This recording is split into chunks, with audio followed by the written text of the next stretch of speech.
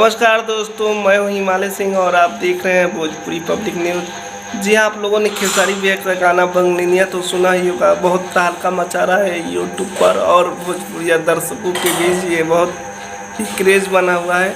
तो इसके अपार सफलता के बाद इसकी पूरी टीम ने बंगलिनिया 2 लेकर आने की बात की है और इस गाने को लिखेंगे अखिलेश कश्यप जी और ये इस गाने में म्यूजिक देंगे रोशन सिंह जी।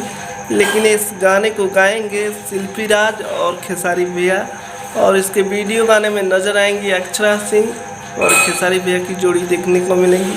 तो आप लोग बंगलिनिया 2 को देखने के लिए कितना उत्साहित है कमेंट करके बताइए। और क्या बंगलिनिया 2 आप लोगों के बीच आना चाहिए, वो भी अक्षरा सिंह के साथ खेसारी भैया की जोड़ी, कमेंट करके बताइए। और इस गाने का कितना इंतज़ार कर रहे हैं वो भी कमेंट करके बताइएगा। और हमारे चैनल पर नए हैं तो चैनल को सब्सक्राइब जरूर करिएगा।